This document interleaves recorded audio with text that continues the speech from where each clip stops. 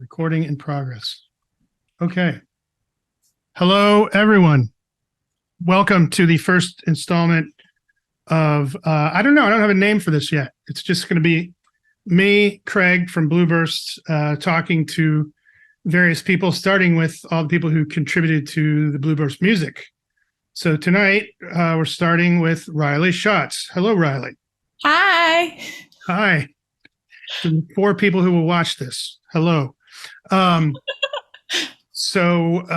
Riley sang on FlyAway, which is our new single that's coming out tomorrow. And I thought we'd ask her some questions. I'm very ill prepared for this, so it's going to be more of just a conversation. That's okay. The more casual, the better. Exactly. So tell us a little bit about yourself. You're a singer-songwriter here in Atlanta. I am. Yeah, I've been in Atlanta for 26 years, but I have been writing songs for probably half that, maybe a little bit more. Mhm. I started writing when I was in middle school.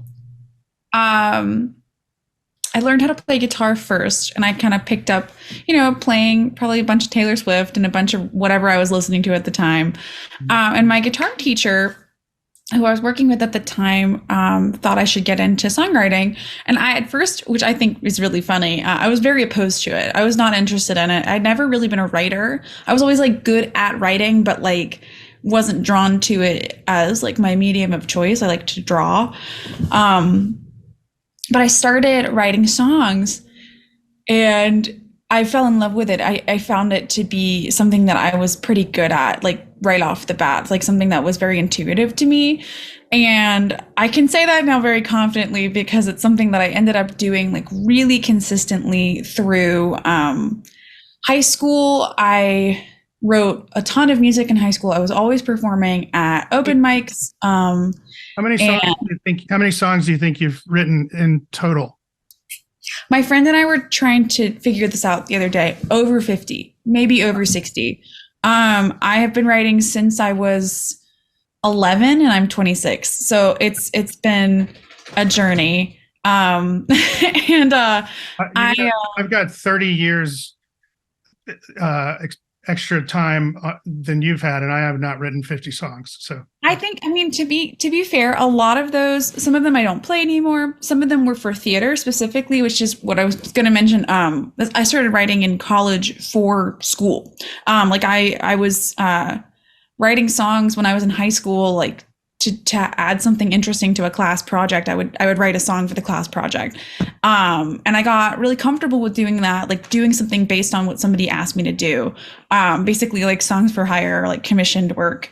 And when I majored in musical theater at Kennesaw State University, theater and performance studies specifically, I ended up writing a lot of musicals. They were very short. They were all acoustic guitar, but I did write a fair share of musicals when I was in college, which is fun to think back on. Funny, it's almost, I would think, sort of freeing to have someone go, I need you to write a song about this that sounds like this and says this.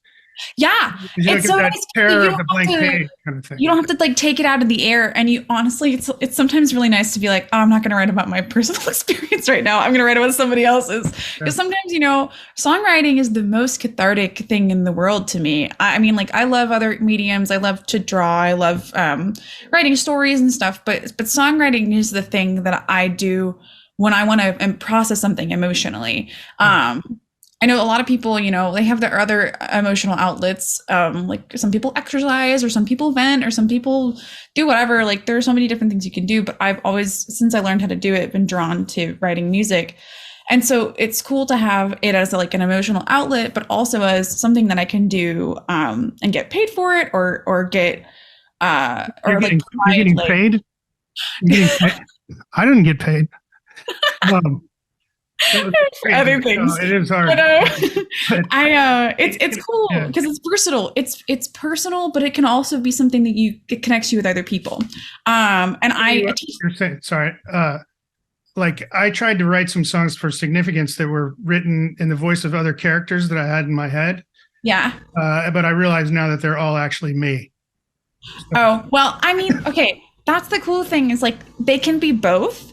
Yeah. And I think that having your background in theater made me feel more comfortable about doing stuff like that because when you're playing a character on stage, it's somebody else, but it's also, it's like, it's you, but you're just playing somebody else. So you have to bring yourself to the role. Sorry, my dog is chewing on something, but he's fine. Keep looking over there. It's just something I really fell in love with. And then because I started writing more, I started playing more. And that got me more into performing too. Yeah. I really love performing. And how often and where do you perform these days? I perform. I grew up going to. Oh my gosh! Sorry, I grew up going to Eddie's Attic, which is a place in Decatur. It's like my favorite place to play music. I was there on Friday last week doing their biannual songwriter shootout. Oh yeah, and, I saw you were like you like one round of it and. Yeah, so it's cool. It's like a tournament. Basically, for anybody who follows sports, it's very similar to like the basketball thing. Where people play games against each other and then one team moves on and the other one doesn't. I don't watch sports. March Madness for songwriters. March Madness for songwriters. So it's biannual. It's very cool. So throughout the year, for 6 months of the year, they have open mics on Monday nights. And at the end of each open mic, a winner is chosen. And they always say, like, you know, it's just kind of a toss up. Like, everyone's great, but like, there's going to be somebody that stands out. Winners. We're all winners. If somebody's going to stand out enough that they get placed in the tournament. You're a soft generation, Riley. Young people. I know. We're all winners. We all get participation trophies. I definitely did the presidential challenge in PE when I was growing up and got like a participation piece of paper when I was like, I fully walked the mile, whatever. Hey, Knightley, can you come here? He hates when I'm on Zoom because he's like, why aren't you paying attention to me? I know. Hey, Knightley, come here, babe. Actually, my wife's herding my other two dogs right now. So. Oh yeah. But it's really cool. I've been doing it since I was a kid. I've been getting I was playing there a lot in high school, but then when I was in college, I started getting into the tournaments, which was really cool. My first one was 2018. My second one, I think, was 2019. I did one last summer, like this past summer, and then I did one last weekend. So I've been in a few. That would keep you on your game. I think just you'd be more motivated to make sure it's a great performance every time when you're exactly. I never want to play something I've played before. So every time I've done a shootout, I've played a different song. And it really, when I was in college, it was a huge motivator for me to be like, oh, I don't want to play the same song at Eddie's again, because they used to record too. So I would get a free recording of my new songs. And so I would have like this really nice recording that I'd throw on SoundCloud or something. And so I was writing a ton because I wanted to keep up with myself with how much I wanted to do open mics. And it was cool. That was my dog barking. Yeah, there you go. I don't know where mine went. So you write a lot about mythology. And I do. How did you get started doing that, and what sort of drew you to that? You know, that's a great question. I was really interested in it growing up. I learned about it a little bit in school, and then my 7th grade teacher was like, you should read this book, Percy Jackson. And it's a huge series where the protagonist is the son of Poseidon, who's the god of the ocean in Greek mythology. And I fell in love with that series. I really loved taking a myth and making it like 21st century, basically. And he did such a good job with it. The author, Rick Riordan, did such a good job with it. And I just really loved the stories that came along with it, because they're all cathartic. Like they're relatable, and they are relatable now, just like they were when they were created years and years and years ago. So gods in the Greek gods, as opposed to the Christian God or whatever, the Greek gods were fallible and human shortcomings and tragic flaws and all that stuff. Exactly. Yeah, they were very flawed, and they all had, fatal flaws, basically. I mean, and in that way, they were relatable. And then the characters that surrounded those gods as well were also very interesting, relatable, going through interesting trials and tribulations that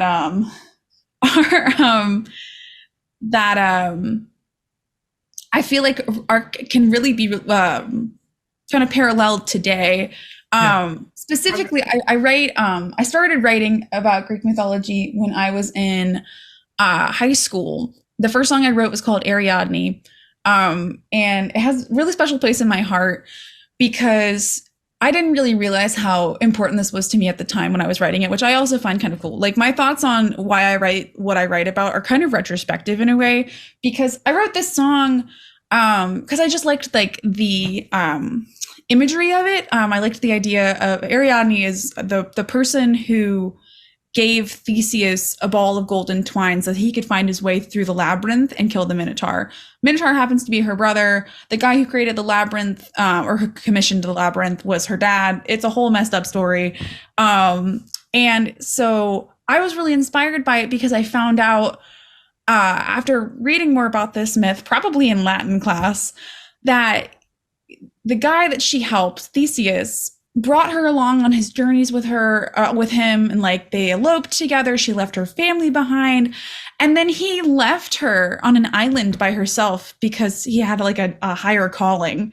And as a little 13-year-old girl, however old I was reading that, I was like, oh my God, guys suck. You know, like I was like, I can feel something in this story. And also I had kind of started figuring out like a lot of the women in these myths were very underrepresented. They were mentioned and they were helpful, but they were not the main character. And I was like, not really fully understanding when I was growing up, like that would become really, really important to me. And as I kept writing, the focal point of each of my songs ended up being a woman in Greek mythology who was used as a plot device that actually had this fully realized story if you really looked at it. And so I would try to fully realize her story and tell her story. And it unfortunately kind of came to be like a lot of the songs that I'd written were about these women who did their best to help somebody or to be heard, and were ultimately they were made a victim or they were made a villain by these men that they were trying to help. And so I found that to be extremely relevant and extremely relatable. Yeah. Well, also, you know, talking about like, you know, they were falling in love and sorry. Guys do suck a lot of the time. We're terrible. Yeah. Sometimes. And, you know, obviously, like if I was, I think that it can be relatable not just to women, but also to men listening to these songs and saying, you know, I felt this way about this guy or this girl before. And I noticed that like Ariadne, I remember you actually sing the name Ariadne and it's specific to that. But there's another one you had, I forget the name of it, but it was Echo in My Ear. Yeah, Narcissus. You don't really mention the names. And so it's funny though, down the road, 2023, or it could be anybody. And it could be about anybody. And when I wrote it, that was kind of the point, is because I didn't really want to say who it was about. Because like I wrote it about Narcissus, but I didn't write it about Narcissus. I wrote it about a narcissist. You know what I mean? But I used that was my little way to sneak it in there. Yeah. It's my secret. Like I like literally would hide people, my personal relationships in these myths, and so they would be the myth. But the reason I liked them so much was because I could very easily be like, well, this is how I feel about this person, so I'm going to tell this story through this myth, and no one's going to know any better. So I lucked out with that a little bit. I wrote a really angry song about a girl once and played it for her and told her it wasn't about her, but she knew. Oh, yeah, exactly. Well, sometimes people can tell. I've definitely played songs for people before and been like, gosh, I hope they didn't realize like that's very blatantly about them. And sometimes you can be like, they kind of know. It's awkward. But you know, I'm not as brave as like, you know, one of my biggest inspirations is definitely Taylor Swift. I think she's an amazing performer, songwriter, everything. And you know, when she's writing about somebody, you can tell who it's about. She's very outspoken about that. That's something you don't figure the song press will tell you. The press will tell you, and you like obviously like maybe it's a lie, but like she doesn't really denounce things much. She'll just be like, you can think what you want to think, you know, like wink at the camera. But like you're waiting for the Travis Kelce one any day now. Here's the thing. I think that album's gonna be really cute. I have my theories. I think that they're gonna have a lot of fun. I think whatever album that is, it's gonna be a nice one. Anyway, if there's an album at all, you know, she can do whatever she wants. She can do whatever she wants.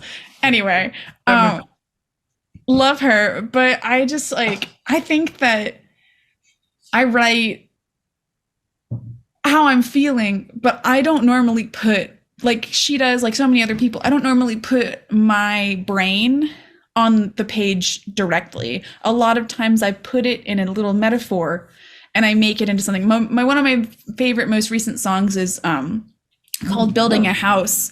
I start building a house in the song and then I reveal that the house is haunted. And for me, that was like me talking about living alone during quarantine and being, you know, kind of a little ghost of my former self. I used to be very extroverted. I was always doing music. I was running around doing theater, seeing shows, all this stuff. And like, when that all went away, I felt very small and secluded and alone and ghosty. And I'm sure a lot of people felt the same way.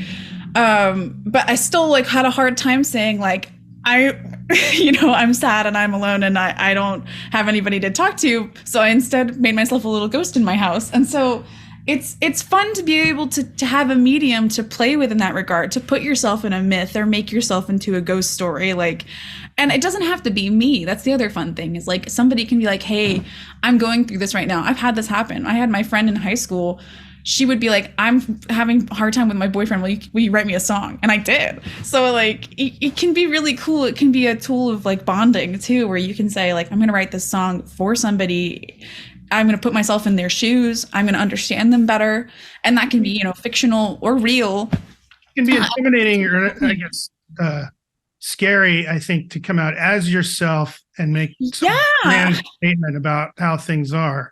It's hard. I struggle with that for a long time. And I realize now it's like, it doesn't have to be a grand statement about how things are. It can just be how I'm feeling in a moment. I might not feel that way all the time.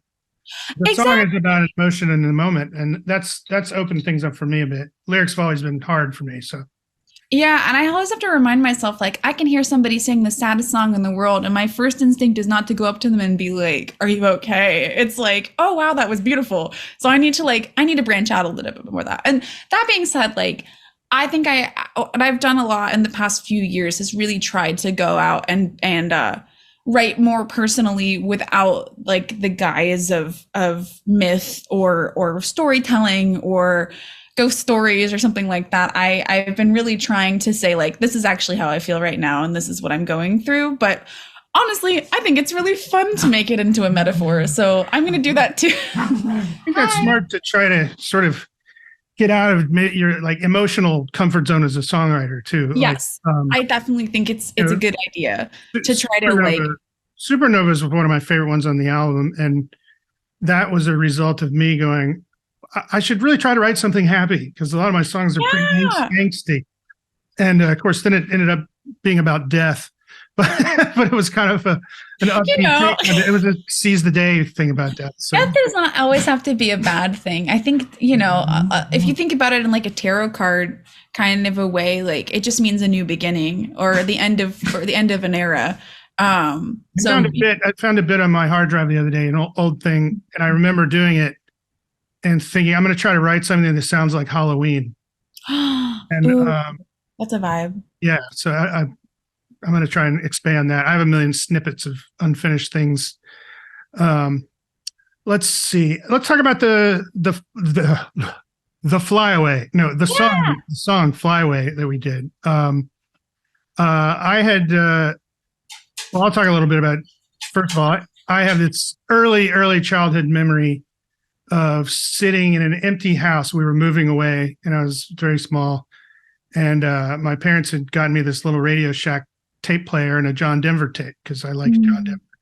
And it just kind of, that song is so sad and melancholy. And it just has kind of haunted my brain since I was a little kid that way. I have a real reaction to hearing it. So I thought, let's give it a go. And I heard you sing and thought, well, she could nail that. The Olivia Newton-John part.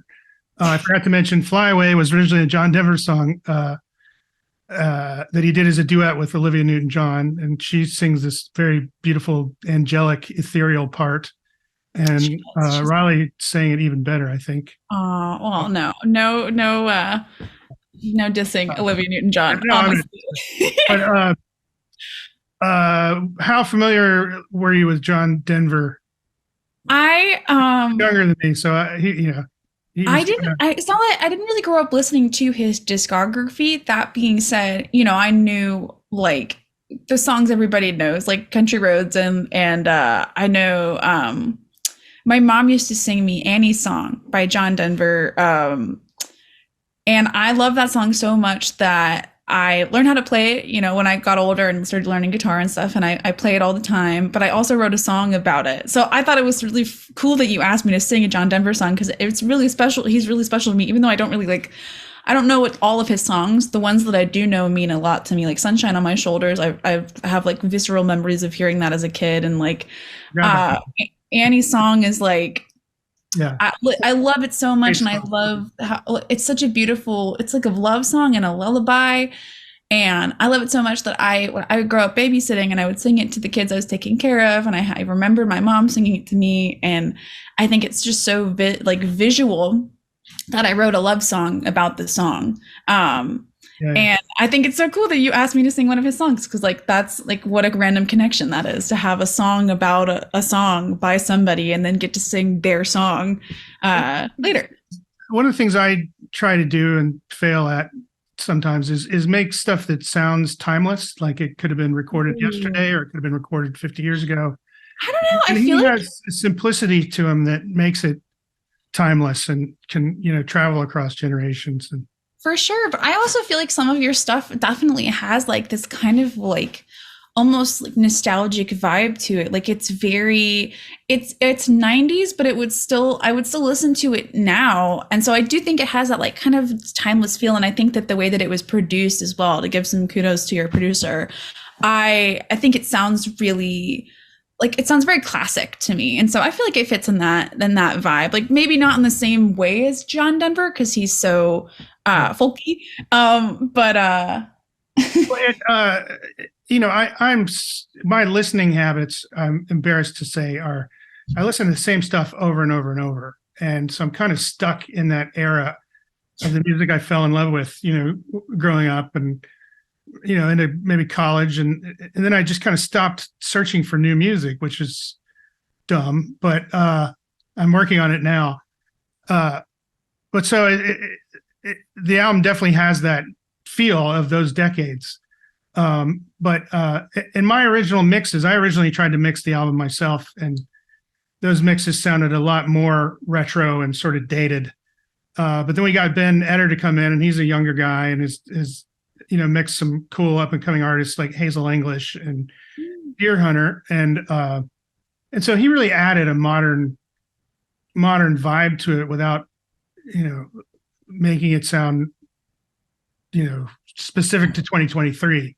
So yeah. I was really happy with the job he did on it. Yeah. I think it's really, it has like a timeless vibe to it. And I think like adding that John Denver song kind of like, you have that kind of like 90s grunge kind of feel to it, but then throwing in like a very 70s, 80s, like floaty ballad kind of makes it have a different kind of a vibe to it. Like it gives it more of a range of sound, which is really cool.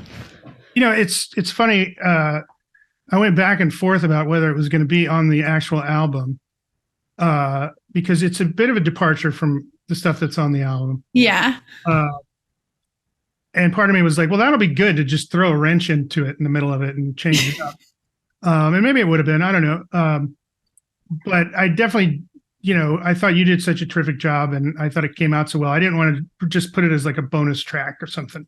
Yeah. It would only fit so much on a vinyl record. So I'm glad, I'm glad we're releasing it now as its own standalone thing. And I hope it's very cool. It was really fun doing it. And I used a guitar effect on it to try to make it even more sort of sad and mournful. It's like a retro-fi thing that makes it sound, cool. like warbly, like it's being played on a bad tape recorder through a speaker. And I think it worked pretty well, if I may pat myself on the back for that.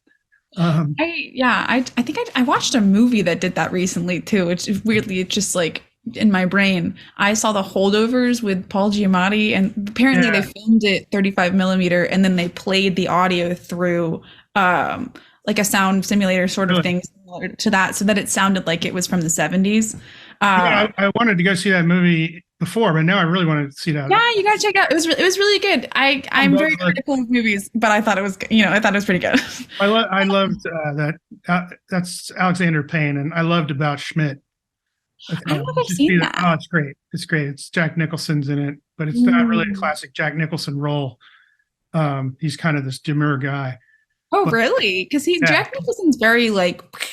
Yeah. He has a couple of moments where he freaks out. Yeah, it's really good. So yeah, I'm excited to see that. And that's it's funny. That's kind of where I am right now with promoting this whole project is starting to reach out to music supervisors and song pushers and people like that who could try to get one or more of the songs into a movie or TV show, which would be great. I really think like the one that gets stuck in my head all the time is Executioner's Song. Like I definitely had it stuck in my head today. So if my personal opinion, if you're going to push one, I feel like that one's like really cool. Like I could hear it on like Sirius XM or something. Made a movie about Gary Gilmore back in the 80s, but maybe they can make another one. Yeah, I mean, like, I think people like a song with a story, and I feel like that one's very, like, it's such a callback to, like REM vibes, and, like, it's cool because it has, like, a lot of variety and melody, too, so I feel like you have a lot of different little earworms in it, so in my personal opinion, if you're going to try to put one on the radio, that's what I would vote for. I also had fun singing it, so... I struggle with that, to get that one right, for a long time, and then when it came together, I was just so happy with it that it's one of my favorites on the album. It's really cool. It's got a really cool. I like the pre-chorus really like melds the song together. I feel like it really like has almost like 4 or 5 distinct parts of the song, and I feel like sometimes songs can be kind of monotonous. And like there are some good songs that are like if we're gonna talk about REM, like they have their song, was it Fire? That's literally the same verse over and over again, and like it's great in that way. But I also think that songs with more like different parts of structure throughout them are really cool, and I feel like that Executioner Song falls in that category of like you got the verse and you have the pre-chorus and you have the chorus and you have a bridge and you have an instrumental part, and then you come back to the chorus and it's a little bit different. Like you have all the fixings in there, and that's always really fun to me. You know, it's funny. Some people have told me, "Oh, your songs are too long. They need to be 4 minutes for radio." And I'm like, "No, because they just don't." They don't. I mean, like look at Taylor. You know, Taylor can drop a 10-minute song and people don't even bat an eye. Like it's so good. And like think about like Michael Jackson. His songs kept going and going and going, and like they were great. Yeah, you don't get tired of it after. I probably picked that up from The Cure a lot too, because they will do long sections of instrumental before the vocal. Yeah. There was something I was going to say about Executioner's Song, but I don't remember it now. I do remember it. That song was funny because when I wrote the original chords, I had just gotten a critique from someone who said this about this other song I had. They said, "You've got a verse and a pre-chorus and no chorus." And so I was like, all right, I got to make sure I have a big chorus on this. And I think in the past, I wouldn't have written the chorus. I would have just gone from the verse to that pre-chorus and then gone back to the verse. But it was good to push myself to do the chorus, because the chorus is probably the best part of the song. You know, it's the one that gets stuck in my head, but I can hear like the harmony in my head, so I'll just like be wandering around and be like, "Everyone gather around now." Like it just gets stuck in my head. Yeah. Cool. That's what we need. We need to get stuck in people's heads. You got to get the earworms. I could talk about that forever, and just like analyzing how music gets popular right now is something I like to do it for funsies. And I think like it's interesting to think about like the songs that are super popular right now can kind of be chopped up into bits because of how we consume media right now, which is like Instagram and TikTok.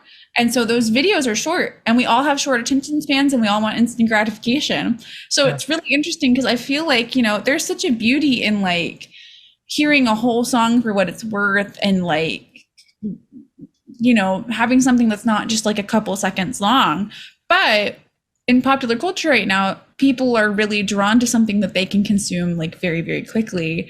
And if you can craft something that's catchy in different parts of the song, I mean, then yeah, that's an interesting way to look at it. I mean, it's I'm at this weird phase right now where I've made the record and now I'm trying to promote it and get it to sell. So my mind's on like sales and streams and all that stuff, but I didn't write any of it with that in mind. I don't ever want to try to write or something. But that's an interesting way of looking at it is you do have sort of 15, 30-second chunks that can go on TikTok or whatever within a 5-6 minute song. So. Yeah, I think that like, I think the cool thing about music is like you can have so many different kinds of songs that are so good. Like no culture like has the same kind of music, and all the genres, like, you know, you can find similarities between them, but you can also find all these wonderful differences. And I feel like, you know, something that's kind of a sad product of this generation of music, not to like, I love pop music. Like I listen to a lot of pop music. I'm not trying to bash on it, but like I do think a lot of it's kind of cookie cutter right now. And I think that's okay. Like it's people figuring out like that they can write a song, and so then they're doing it and it's getting popular, and so it's on social media and people are listening to it. But like I do think there's something about, you know, not doing it the cookie cutter way and having a song that it's not necessarily like marketable because it doesn't need to be if it's something you care about, you know? The business is set up to encourage that. I mean, and I lived through it with grunge. You know, I was in college. Uh-oh, I lost you. Uh-oh, we've lost Riley. I think she'll be back. This is where I'll edit the video.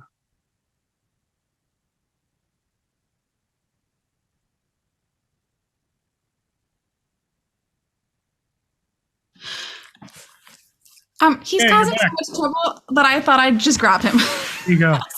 I keep looking your way and I felt bad. What I was trying to say is, like, I was in college when grunge hit, and grunge started as this really authentic, idealistic thing that was going to change everything.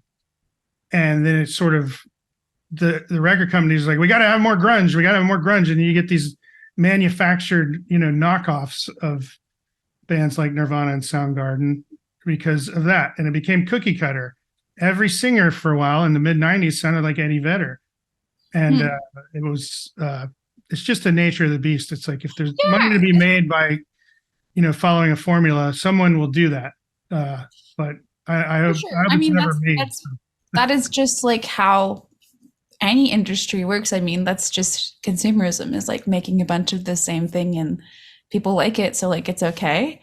Yeah. But I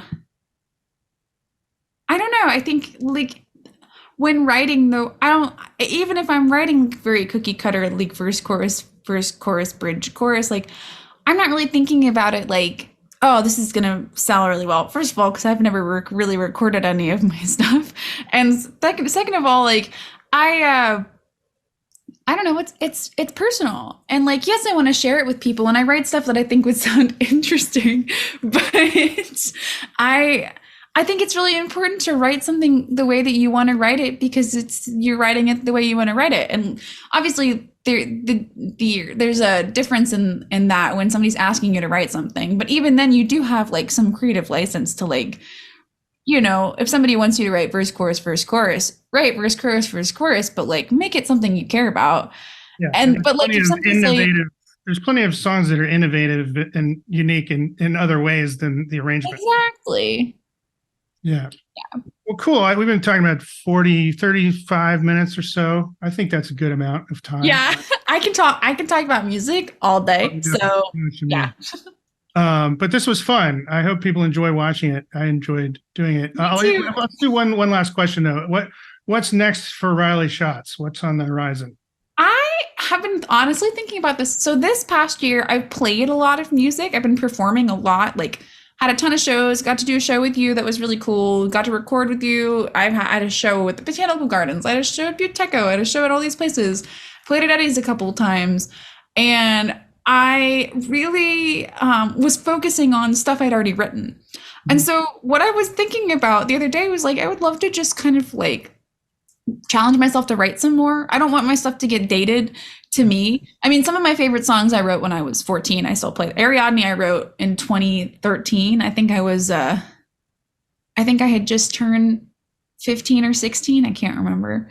Probably 15. And I still play it all the time. That being said, like I want to write some more stuff. I want 26-year-old Riley to like be able to have something that I created, in my like musical catalog of my life. And so I'm really focused. I'm focused on writing some more. I should definitely record more. I should definitely, try to get some shows out there. But for me, like music has always been the thing that, I've been lucky to like find some work with it. I've been lucky to have different experiences with it. I've music directed. I've written shows for college. I've played my own music. I've played other people's music.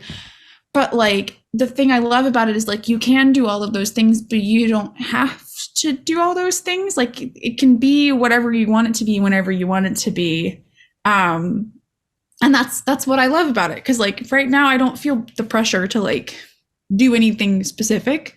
And I know like I want to answer the question, what's next with like, oh, I have a show coming up, but I don't. I think you answered it well. And it's important to, at least for me, I have to force myself to write. Once I start, I'm always into it, but it's like, it feels like a stack of dirty dishes that I have to wash sometimes. It's like, because it's hard. It's hard to like drop into it. I think setting challenges for yourself, that you can like, I need to write a song a week, or I need to, I'm going to do a word generator and I'm going to write a song about whatever comes up. I'm going to get together with friends who write songs and I'm going to write songs with them. I'm going to, go to a songwriting class or go to an open mic and I'm going to take notes while I'm there. I think there are so many things that like don't necessarily like mean you have to sit down and write about something you're going through or like something you're feeling. It can be, a lot of the songs I've written lately, I've written with friends. Like I got together with friends and I kind of, we talked about our different processes and we melded the two. I wrote a really cool like pirate song with my friend, and I wrote another one where like we were the big bad wolf, and like that was weird. it was good. And I think that there's so many different ways to do it. And so it doesn't have to be, it can be stressful. And I don't want to discredit that. Like writer's block is a thing and writer's block is stressful. But it's a great thing. You should pick it up. You can buy it on Amazon, I think. And I can't remember the name of it, but it's Brian Eno is famous record producer, obviously. And he was a musician in Roxy Music, and he produced a bunch of U2 and Peter Gabriel, just like legendary guy. And he has this thing, it's a box of cards, and each card has like some suggestion to get you out of your comfort zone. And it's like one of them would be like, write a song with only 2 instruments. And I'll be like, write a song about a dream you had, I want to do that. Yeah, I'm going to have to look into it. You said Brian Eno? Yeah. Cool. I'm going to look into that. I'll remember the name of it and send it to you eventually. I would love that because I really want to write a bunch next year. That's my goal, is just to write a lot, do more shows, maybe get something recorded. I would love to do a live EP. That's my like, I realized I loved recording in the studio, but I would be stressed about recording my own stuff because I like the way that it sounds live. Like, and it's because I majored in musical theater and like I really like the way things sound on stage. And I need to find my way around that. I need to work my way around that because I would love to have my stuff recorded and have a good engineer and a good mixer. You should be able to mix something to sound that way. And a lot of times I feel like a lot of recordings are very dry sounding and unnatural, and I think that like ours to sound like a band on stage, even though it wasn't. But I think yours sounds really like, it sounds like well produced, but it also sounds very natural, and I think that's a good vibe. So maybe I'll chat with your producer. Ben's great. So well, cool. Well, I guess we'll wrap this up. So your dog probably needs to be fed. Oh yeah, no, he wanted attention and now he's getting it. So, nice. All right. Well, where can everyone check out your music? I mostly post on my Instagram, which is Riley Schatz Sings, Rileyschatzsings. Okay. I have a SoundCloud. It's okay. I'm not, I don't put a lot of stuff up there, but it's RiRiSChatz, Rai Schatz. I made it in high school. And, I play in Atlanta a lot. I'm usually at the Eddie's Attic Songwriter Shootouts, knock on wood. I'm in another one of those coming up, so we'll see. Oh, really? Are you doing the open mic? Yeah, last time I did, my guitar didn't work right. And then I got but let me know what night you're going, and I would love to go. I like popping in there, and the guys who work there, Matt and Chris, are usually the hosts, and Raul's at the front. They're so great, and like great night. So just such good vibes. I every time I do a shootout there, I get anxious beforehand, and then I get there and I feel so much better, like immediately, to like plug Eddie's Attic a little bit. It's like it's such a comfy place to play, and like it's so they're completely emphasize the fact that it's a place to go and listen to the artist. Yes. They will throw you out of there if you're not there to do that. They will comment on it. When I was at the shootout, Matt was up there and he was like, this is think about the people you came here to see. And if people were talking during their song, you'd be mad. So maybe stop talking. And I was like, good job. You should get a stand-up comedian to shut those people down, because stand-ups are well versed, believe me, and the hecklers or people who are talking during this. Get them to stop talking. They will send people will run screaming out of the room after stand up. Oh yeah, the closest thing they're gonna get to stand up is me trying to talk between songs, which I try to be silly, and sometimes that works, sometimes it doesn't. But I'm at Eddie's a lot. I'm at Buteco a lot. It's a great open mic spot that's on Tuesdays. And there are a lot of other cool open mics around the city. Freeside's really cool. Park Grounds Company We Keep is really cool. Park Grounds had one. I'll have to go. I go to Park Grounds. Yeah, no, they're like once a month. It's like every so often. And it's called The Company We Keep, and it's a beautiful, beautiful vibe. I really enjoy it. But yeah, it's I'm just doing music whenever I feel like it. Well, everyone go check out Riley's stuff at the aforementioned Instagrams and go buy loads and loads of copies of Significance. Yeah. We'll all be a big, happy family. So there you go. Thanks for doing this, Riley. Thank you for having me, for sure. Cool. All right. Signing off. Signing off. Bye.